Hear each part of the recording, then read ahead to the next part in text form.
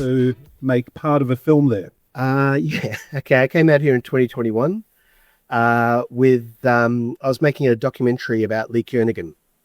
And we were out here shooting for a week with Lee. And it was great. It was fantastic coming out here to this iconic location that obviously I'm a big fan of the proposition. And it was, yeah, just wonderful being here and we saw a lot of it. We went way out past towards Middleton and shot everywhere. But I remember because I just love ruins. I love old shacks and I love all of that sort of the ghosts of history. And Lee Kernaghan, I must admit, we didn't see eye to eye creatively. And you go, why the fuck am I walking around this old farm? I want to go back to the pub. I want to go back to the hotel. And I was like, oh God. Anyway, that's another story. Yesterday, you in introducing Red Dog True Blue, you said that Red Dog changed your life. Can you give us a kind of a potted history of where you were just before that and how it changed your life? Yeah, well, look, I went to film school and studied as a cinematographer, and I graduated in '89, and I worked for a long time in shooting and directing music videos and TV commercials. And my dream was always to make features. And it took me a long time to kind of push my way into the industry, because I think everyone kind of has to when they start. You really have to you can't wait for permission and you can't wait for the gatekeepers to open the gate. You've got to jump over the gate. You've got to break in. And I eventually started. I made a film, a self-finance film called Blacktown that I shot digitally on a PD-150, and that was a film I kind of was made with some friends and was partly improvised, and that got into the Sydney Film Festival, and that sort of started my career. And I started making these low budget, micro budget digital features, and a lot of them were, very dark. There was another film I made with the same actor, or one of the actors I'd met in during the process of making Blacktown, a wonderful actor who's no longer with us, unfortunately, Richard Green. And I made a film called Boxing Day, and that was financed by the Adelaide Film Festival. Now that film got the attention of Nelson Wass, who was the producer of Red Dog. And by that point, I'd had a boy. I think he was 6 or 7. So I was watching lots of children's films, and kind of getting the vibe for them and going, I think I could do one of these. And then literally that week, I got sent the script for Red Dog. And my agent said, I think you should look at this. And I kind of looked at it and I read the script, and it just leapt off the page. And I said, I know how to do this. And so, and for some reason, Nelson saw, I don't know what he saw on Boxing Day, because it could not be any further away from Red Dog. But I think he just enjoyed the ingenuity of it, because we shot it all in a week as a one-shot film. We actually shot it in about 7 takes and joined them all together. It was just a sort of interesting way to make a film. And I think he appreciated that kind of lateral thinking, which is, I think, one of the great things we do in this country as filmmakers, is that I think we're really great with reverse engineering. And, and that's what I've grown up loving, like from the New Wave, the Australian New Wave. All those filmmakers would do these great period films and do things, on the smell of an oily rag. And I think he wanted to make Red Dog in that same spirit. So we met, and that film happened, and I can tell you there's so many crazy stories about the making of that film and how it almost didn't happen. But yeah, the film, it was one of those lightning in a bottle moments, and it all coalesced, and the film was the success it was, and it was wonderful. It really, it kind of legitimized me as a filmmaker. There are a lot of people who didn't want me to make that film. A lot of funding bodies was going, "Oh, you picked the wrong director with Kriv Stenders. He's too dark. He's too avant-garde." And fortunately, Roadshow and Nelson really believed in me and took a bullet for me and said, no, he's the director. So I'm very thankful to those guys for backing me up and letting me make that film. So, yeah, and the rest, as they say, is history. Now, you've had a robust relationship with many of your producers. I'm sure that you and Nelson didn't see eye to eye in the production of it. You're probably still bringing your avant-garde spirit, your experimental auteur, inspired by European dark art house. and Nelson clearly wanted something lighter and brighter and more childlike. So how did you manage that relationship? I know. I mean, I knew what Red Dog was. What I loved about Red Dog is what was really clever about the script that Daniel Taplitz wrote. Is it was a story about stories, and the genius of it wasn't really about a dog.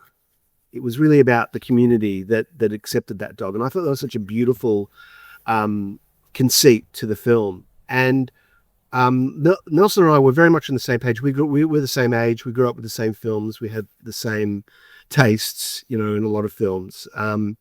But we it was funny, a lot of our conflict, which wasn't really conflict by the time we got into shooting, it was just about practical things like how to make a film, And I see a lot of false economies, a lot in filmmaking. And, producers like to have a sense of control, and I get that. But I kind of also can see where, look, this is going to be a waste of both time and money if we go this way. I think we should do it this way. And it takes a lot of convincing sometimes to convince this machine, which is the film production, to go, look, I definitely need this. We can't scrimp on this, but tell you what, I don't need that. So can we horse trade? And that's what I try and do. And, I really enjoy relationships with the producers where they trust me and they trust my team, and then back us up when we need to be backed up. So it was just, and again, every time you make a film with a new producer, it's like a relationship, There's the honeymoon period, and, it's wonderful, and, and then the first argument happens. And that's when the rubber hits the road. That's when you really realize who you're working with. And that's how you handle that argument, how you handle that conflict. And Nelson was very passionate. And I've got to admit, Nelson was under a lot of stress. I'll tell you this little micro story. He, when I met him, he had sort of long, kind of light hair like mine. And by the time we started the film, he was grey and virtually bald because he'd mortgaged his house to make the film. And we lost our first lead actor just the beginning of pre-production. 2 weeks out of production, we got Ewan McGregor on board as the lead, and that was on a Friday. And then the following Monday, we were told he's not doing the film because his agent had sacked him and his wife was about to leave him. And so we had 2 weeks to cast the film, and we went into production without a lead actor. Now, this is really, really uncalled for. This doesn't happen. And every day of that first week of shooting, we worked out our schedule. We could only shoot till the following Tuesday. After that, if we didn't have a lead actor, we had no more scenes to film. So we started shooting this film, and it was very surreal. I had crew come up to me going, "Listen, Kriv, this film's going to die. I've got other jobs. What's going on? This is insane." I said, I don't know. So I was just living hour by hour, shot by shot, just trying to get through the day. And every day was just getting more and more surreal. And then on the Thursday, Nelson comes up, and he'd been bankrolling the film all this time. And I suddenly, and obviously by that point, I'd realized he was under enormous pressure. So a lot of our conflicts were stress related. But anyway, on this Thursday, it was at lunch. He puts this piece of paper down, and it's the blank side up, and I turn it around, and it's a printout from IMDb, and it's Josh Lucas, and I'll go, he'll do. And then Josh turned up 4 days later or whatever without signing a contract, and he came on board and rescued our film. He literally, he was an angel that fell from the film gods. Yeah. And that's one of the miraculous stories about the making of Red Dog, which there are many more, but anyway. Now, talking about practicalities and sort of, the economies and false economies, I was reading this morning that David Fincher uses 90 takes. How many takes do you use, and do you have a kind of a method to that? Well, I'm at least 100, I think. No, I mean, look, good on him. If he wants to take 90 takes, Jesus Christ, yeah, sure. Look, to me, it's not rocket science. To me, it's very much like music. In fact, I approach filmmaking like the way I think musicians approach music. It's all music. It's all rhythm. It's all choreography. It's all about the moment. It's about finding the truth of the scene. And usually, I try and do maybe. I love doing one take. I love doing that. I love the charge you get out of doing one take and moving on. There's something really magical about that. But I'm a bit of a perfectionist, as I said before. I grew up as a cinematographer and a camera operator, so I'm very obsessed with the form, very, very meticulous about my frames, about camera movement, about composition, and I'm trying to loosen up a little bit on that. But to me, filmmaking is a craft, and A film is a beautiful, beautiful construction. It's like a beautifully carpentered table. When you see beautiful carpentry, there's something really breathtaking about the craftsmanship that goes into that. And I think films are the same. I really believe that every cut should be earned. Every camera movement should be there for a reason. Every composition should be, working towards the greater holistic impact of the film. And film is an accumulative art. When you're watching it, you're watching the director's, actors' choices accumulatively. And it's maybe not so much what they do at that moment, but it's the way those choices all combine to create the experience of the film. So I only go for takes. A lot of times I go for second takes, third takes, the technicalities. And sometimes things happen, like this thing blows down, a car farts through the frame, the focus goes out, the focus machine stops working, the sun cuts through the shot at one time. But invariably, you're always trying to, because on the films I make, I don't have much time. Time is money. And whilst it's wonderful to indulge in doing 90 takes, oh man, that's also fatiguing, because there's something about, moving on, keeping a rhythm going, that galvanizes and energizes everyone on set. And I really love that energy when you start to roll. And as I said, it's like a band playing music. Once you find the rhythm, and once you find the sort of the time signature that you're doing a scene in, and you find the time signature of how fast you're shooting it, it then informs the rest of the day. So it's sort of, to me, it's actually pragmatic. I said no more than 3 takes if I can help it. Now, yesterday you watched for the first time Awake in Fright, the miniseries, again, first time in 10 years. And I think that you mentioned to the audience that you got a 1.5 star rating, but everyone who walked out of there thought that was rubbish. What was your experience like of watching your film again for the first time? And yeah, look, I it's interesting. I've heard directors talk a lot, like Peter Weir apparently, that never watches his films after he's made them, and a lot of directors don't. And I get that, And there is a certain point, when you make a film, you've seen it so many times, you can't see the wood for the trees, and I get that. But there's something really wonderful about getting a bit older and doing other things in the interim, and coming back and looking at your work. And in a way, I've learned a lot watching that. It was a miniseries I did in 2017, and it was really, really heartening, because a lot of the things that I fought for, a lot of things that I really was really passionate about, really worked. I could sort of look at my work a little bit more objectively because of the time. And the great thing about what I love about what we do and what I love about films is that every time we watch one, we're stepping into a time machine. They're time machines, and that's the power of them. Is that they're these constructs of time. And watching it, I was able to kind of divorce myself from it and watch it as a viewer. And really, I forgot what was happening next. So I was kind of really riveted by it. And I mean, this is really good. And when you make a project like that, that project was very risky. I remember being asked, what about remaking Wake in Fright? And I thought, God, am I mad to say yes, or am I mad to say no? And, as I said yesterday, it's a bit like making Wake in Fright in this country is like remaking Jaws. And Wake in Fright is a towering work. It's like, it's one of our greatest films, But we had a very interesting idea. It wasn't to actually remake the film. It was to go back to the source novel and recontextualize it for now, because a lot of the issues in that film were really interesting to look at through the prism of now, in terms of mining towns that go bust, the carnage that creates, the mental health issues of all of that, the fact that drugs now are drug manufacturing and drug dealing in regional areas is really out of control.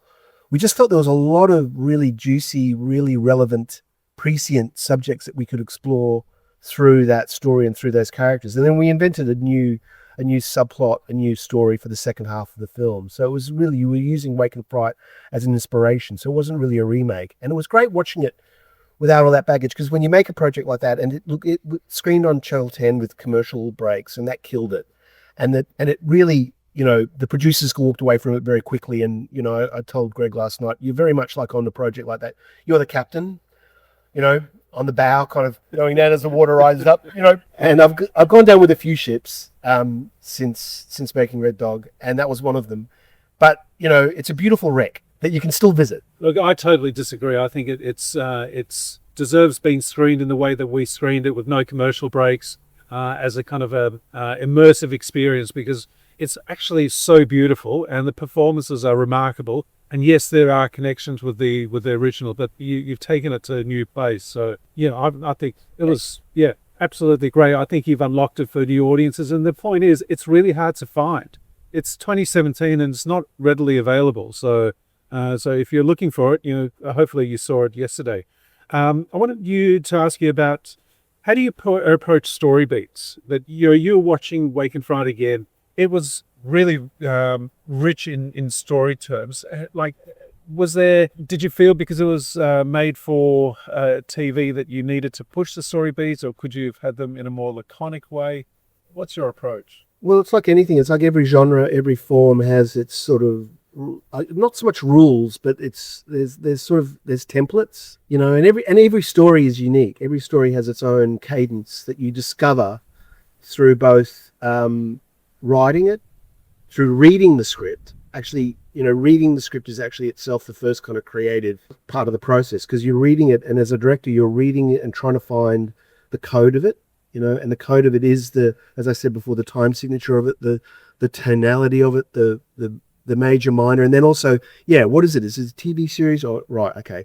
So it's got to have a certain sort of rhythm to it. And it's really, I guess every project sort of begins. What I love is when what you're working on starts telling you what it is, rather than you telling it. And with Wake and Fright, it was, there were rules about, we had commercial breaks and things like that, which we kind of ignored. There were natural longueurs or natural points where we would put a break in. But it's really, this is what I love about filmmaking, is that, the real final process, the real final writing part of it is in the editing room. And I've learnt more and more over the years to really, when I'm shooting, is to give myself enough material to be able to cut the cloth later on in the edit room, because I learned a lot from Jill Bilcock, who cut Red Dog. She's a legendary film editor who cut Romeo and Juliet and Moulin Rouge, and she cut Red Dog, and I learned so much from realizing what a great editor brings to your project, because as a director you can kind of smother your film with love. You can almost like kill it, and it's great to let go of it and to have an objectivity. And I work with a great editor on Wake and Fright, Deb Part, who really has a really great skill at finding the musculature of a scene and of how that works. And then I was able to come into the edit room and look at her assemblies, and then comment on, give really precise notes. And again, as I said, it's a cumulative process. So for me, it's this thing of really kind of knowing what you're trying to make, letting it tell you what it is, and then really collaborating really closely with your editor is really your co-writer ultimately in the end. And letting, because they have an impartiality, they have an objectivity that you don't have, that is really, really precious and really, really important. And I love that. I love that prism. I love that filter in the editing room and working with someone like that. So, yeah.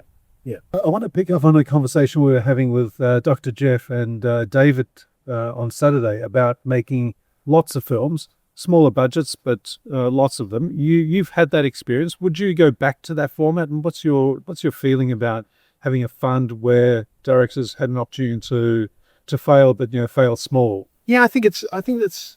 I mean, I'm kind of heading into my 60s now, and the film business it's brutal, and it always has been. I mean, it's always been mercurial. It's always been in crisis. It's always been really, really hard to get films up, and it's really, really hard now. And when I started making films, I was really inspired by all the great independent filmmakers like John Cassavetes and the Dogma movement, and that was like, hey, there's a barn over there, let's put on a show. I love that approach, and I think I always will, and I would love to return to that sort of smaller scale filmmaking. I would love to be making a film a year or even 2 films a year. I would love that, and that's possible. Um, and films are, technology is changing so much now, and I think, there is a way to now make a film for a certain price that, depending on what it is, there's sometimes there's too little money. And I think, yeah, it's great. I think what's wonderful is that there's a younger generation now coming up, who still understand the power of cinema and understand that, they can go off and make a film, with a great idea. And, obviously, whether there's a fund for that would be wonderful, because there was a Lucky Country, which was the film screen yesterday, was funded through an initiative called Indivision, which was a series of about 10 films that were financed for $1 million. And we were one of them. And the principle was, which is what David, I think, talked about the other day, of, look, some of these mightn't work, and it doesn't matter. We can take a hit on those, but 2 or 3 might actually, really pop. And even the ones that failed, it'll give the crews a chance to learn and a chance to get that run on the board. And, that kind of initiative, I think, would be wonderful. But I think that's the more important thing now is to think, and I was thinking about this over the last couple of days, distribution is really the other kind of elephant in the room that we really need to talk about. And the apparatus, film distribution now is really, I think, it's so hard in this country to get screens and to release a film and to get an audience. And I kind of liken it to back in the 80s, when I'd come to Sydney and make music videos for bands, and bands would play at venues, and there was a whole subculture, there was a whole community based around these bands. And there were records being released and made. Bands were making, recording an album in a week and releasing them and getting them on the independent charts in the UK. And I would like to think that there's a similar possibility of that kind of model working in filmmaking. And it's a lot of work.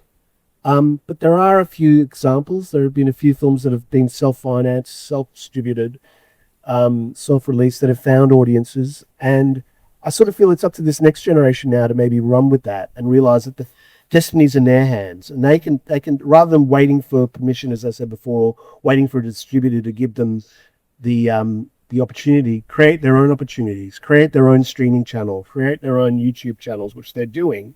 And YouTube now is the biggest platform in the world. And I'm very excited about the potentiality of that. And it just takes a lot of, I think, some lateral thinking, some inventive thinking, and some passion to take advantage of that. Because I'm not quite sure exactly how it would work, but it's beginning to work. It's an extraordinary release mechanism. It's ergonomic. It's there. And it's just finding your audience. And look at us. Here we are, we're an audience here, and the audience that comes to this festival. Yeah, it's relative in scale, but that's what films are now. The audiences are fractured, and they're fracturing more and more. And if you work out what your audience is and tell a story that's calibrated to that audience and make that sustainable, that's really interesting and really exciting.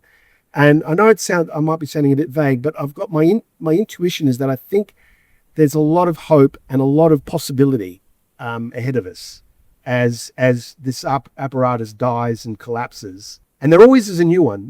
Look at the end of the 60s, when the Hollywood system collapsed. Dennis Hopper went out and made Easy Rider, and that changed cinema yet again. And I think every generation there are these sort of turning points where the animal dies and there's this carcass, and out of it comes something else. And I think we're in that process. I think there's going to be some phoenix that's going to come out of the flames that we're in right now. So, yeah. Well, while I've got you on a roll and talking about something that's going to emerge out of the flames, what are your views on AI, and what affordances will it provide for you in your future work? Well, yeah, AI. Okay. It's coming, and I think we all know it's coming in so many ways. And I've been thinking a lot about this. And I love the fact that young people are really, really angry about it. I love that. I love the fact that especially young filmmakers, are really against it, and I think that's great, because I personally, I'm an old fart now, and it's sort of ironic. I've got a friend, Clayton Jacobson, who's now totally devoted to AI filmmaking. He's completely converted, so he'll never go back to live action. And it's kind of ironic that it's the older guys or the older people that are embracing the new technology, and the young people are rejecting it.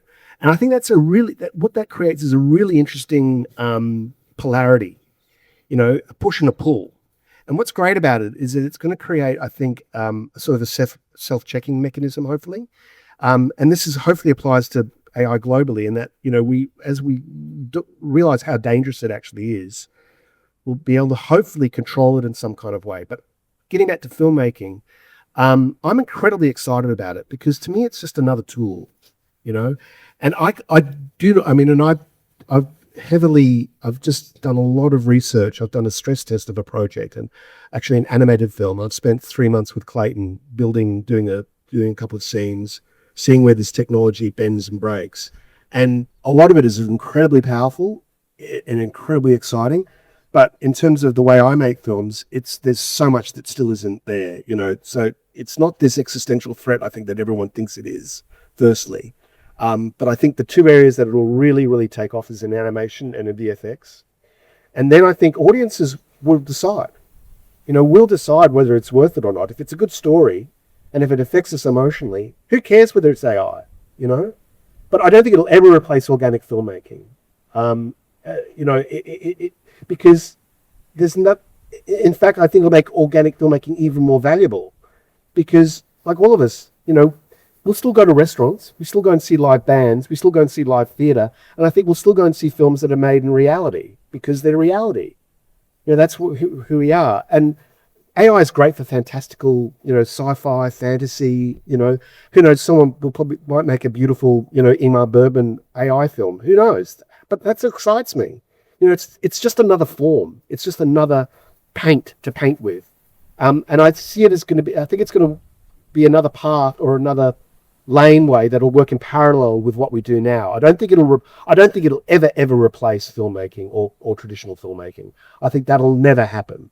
But it's there, and it's an extraordinarily powerful tool, and that's what excites me about it. Okay, you've got him fired up now. You can sense it.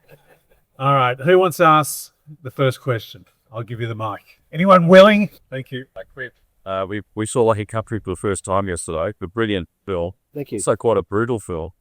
And I was particularly struck by the incredible performances of the two young actors. So I wonder what is it? You have a general approach of younger actors. How do you manage to get them to get such natural performances, especially in a film like that? Well, because it's a bit windy. Look, I think actors are actors, whether they're young or old. They're again, to use a musical analogy, they're musical instruments, and Toby and Hannah were very, they knew their instrument. They knew how to play it. And as a director, I really try and get out of their way and let them play their music, because I chose them. I chose them to be that character. And I really believe that all you can do as a director is just create a really great, safe environment, and a fun environment, because it's so much fucking fun making films. It's just the best enterprise you can, one of the best enterprises you can be involved with, because it's collaborative, it's creative, you're playing pretend. It's like being a kid. You're dressing up and going off and playing with guns, imagining stories. And working with young actors is just it's a delight, because they get it. They get the sense of play immediately, because they're children, or they're young, and they understand that it's mimicry, and that it's fantasy. But my thing is, it's also got to be truthful. You've got to be authentic. And to me, it's just, there was no difference between working with Toby and working with Aiden, and Aiden's again a totally different. Every actor's different. Aiden, oh my God, he's a force of nature. He would question everything. Everything would be a question. Everything would be, why am I doing this? What's doing that? And you kind of, again, you roll with the punches. You go, okay. And it's like having an older brother that you love and you hate. And it's like a family. And you all get to know each other. And I think that's the beauty of it, is if you just sort of don't make it combative or confronting, just make it with love, really. Everyone should be there because they like each other, and we're doing something really wonderful. Paige, did you have your hand up? I was just going to ask, I know you've done a lot of TV, and I was curious what you find the differences are between directing there and directing on film. again, I'm going to use another musical analogy. What I love about directing television is it's like I feel like I'm one of those when I direct a TV show, I'm coming on to something that's already been established, you know. So I liken myself to like one of the wrecking crew, like a great session musician who's playing with other great session musicians, and you've come in and you're going to, you know, your job is to do that 2 episodes and play, you know, the lead solo in that 2 episodes, and then someone will come in and take over the next solo, you know. And it's a very, very, to me, talking about family and talking about community, I love television directing because it's about plugging into a bigger story and a bigger story world. And I liken it to like different kinds of training, you know, cross training. So to me, I will work between documentary, television drama, and feature films, and each one of them are like track and surf and endurance. You know, they all require different strengths and different disciplines. And television for me is like, it's like getting my flying hours up. It's about, you know, shooting days, making your day, working out economies, about working out why shots work, why other shots don't work, being efficient, learning how to maximize your time, learning about actors again, always learning, always using it as a chance to sort of get experience, go, okay, well, I'll never make that mistake again. Or like, okay, I'm not going to do that. I'm going to do this because I've learned. And then going, yeah, well, that works. So you sort of, it's a great kind of training ground as well. And you get to work with lots of people, lots of actors, lots of different producers, lots of writers, and you learn so much. So for me, I love making television because it's. I used to joke, I used to make TV commercials, and now I can finally say I make the stuff in between the commercials. But it's changing now. Television drama in this country is unfortunately shrinking. You know, I think the streaming environment now has taken hold. And despite the quotas that we've got, nothing's really changed. In fact, it's got worse in that there's an attrition, obviously, that's coming from the US. It's easier for these broadcasters to say no, and your Netflixes and your Disneys only make 1 or 2 shows a year now. So unfortunately, the free-to-air model that we had is gone.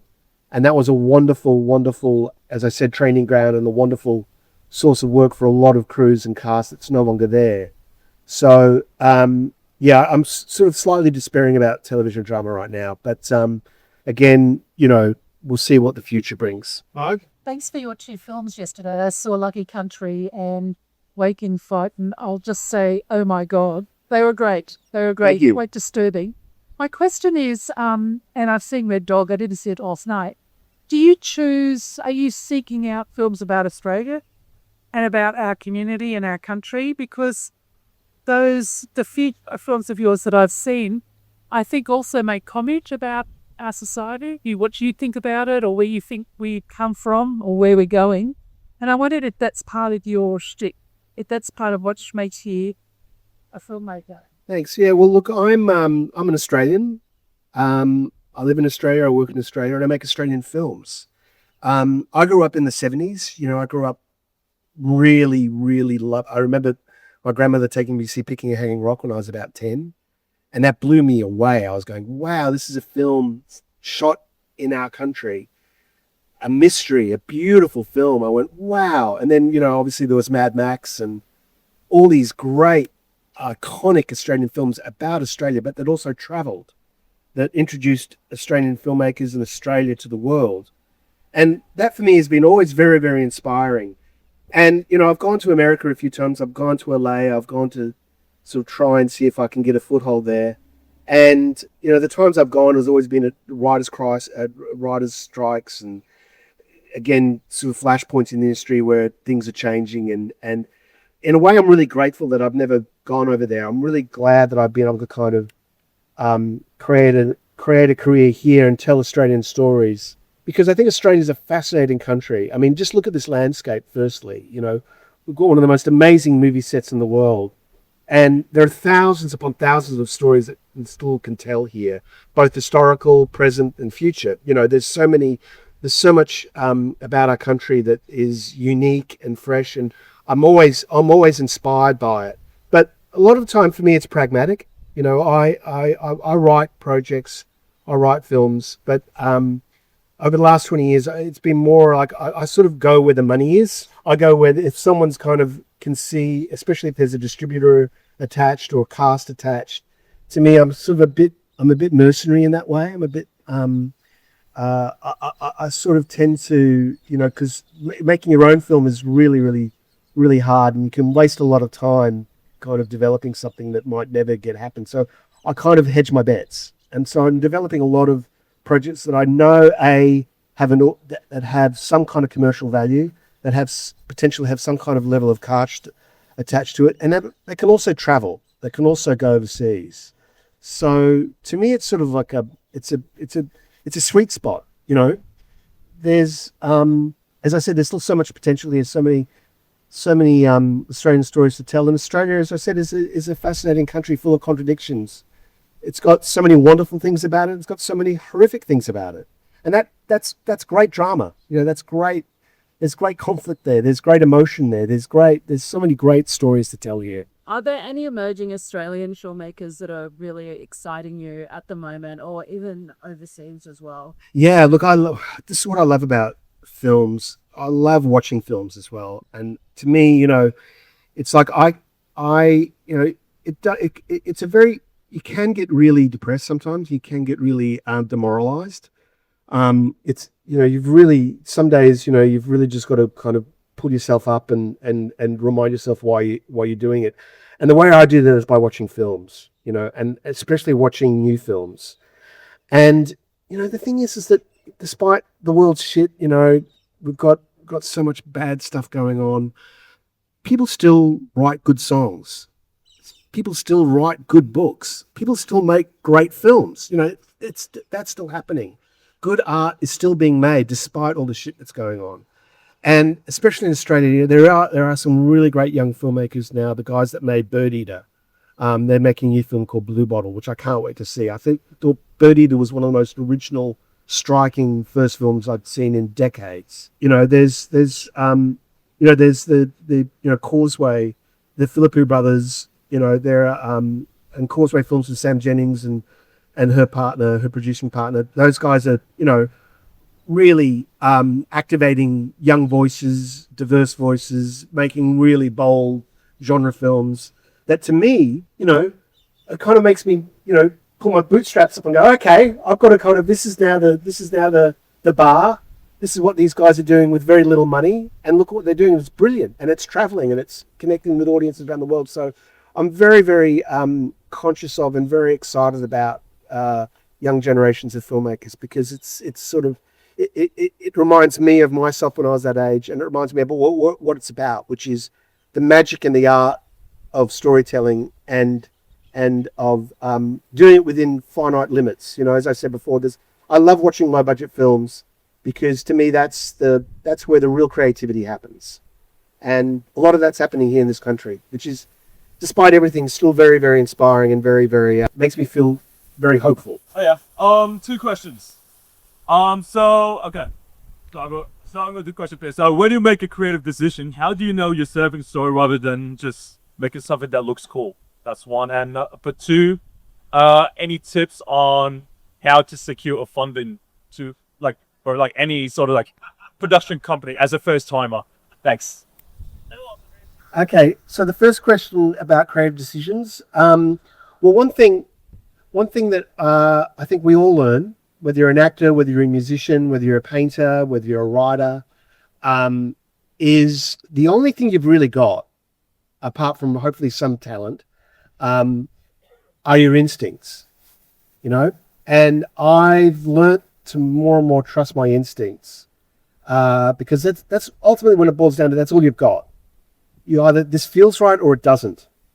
And rather than kind of intellectualize it and second guess yourself or work out, should I be doing this or shouldn't I be doing this? Just, what does your instinct say? And sometimes you fail, and even in that failure, it's still ultimately a success, because you've learned something. You've burnt yourself. That's too hot. You know, I won't touch that because that's not good.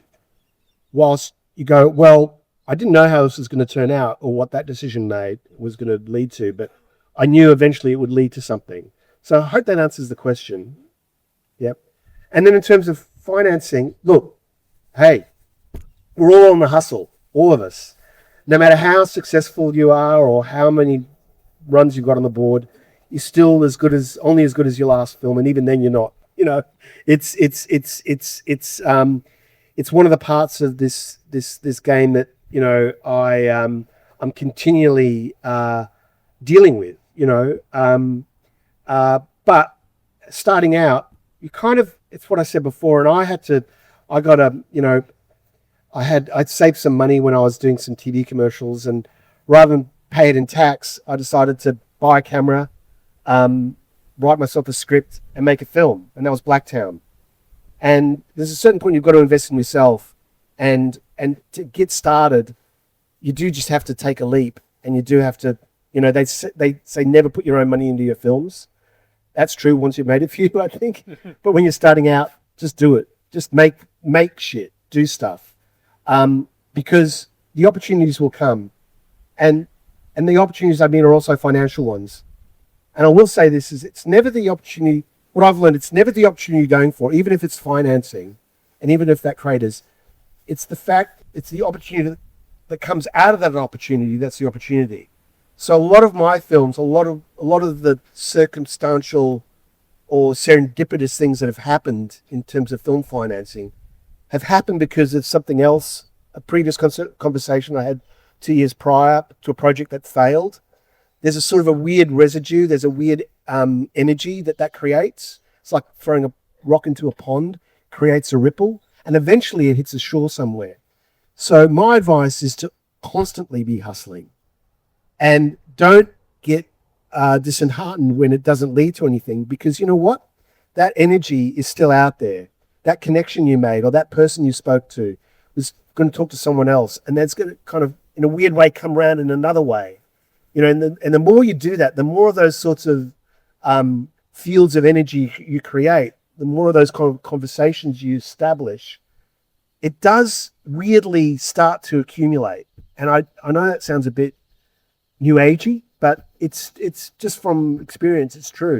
You really are the master of your own destiny, and you really ultimately, you're the person that will create an opportunity. You're the person that'll create the financing. Okay, so we have the final question in the middle. I think we can often talk about, if we work in the industry at the moment, obviously to get financed up and to get finance plans together.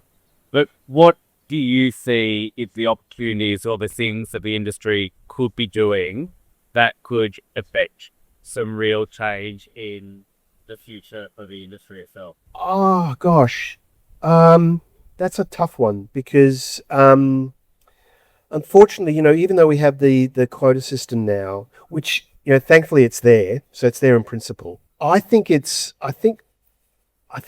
probably related to what I said before about thinking laterally, you know, about really trying to get out of a one mindset and into another, and looking at ways in which, you know, the financing, looking at, I think in a weird kind of way, I'm going to bring AI into it.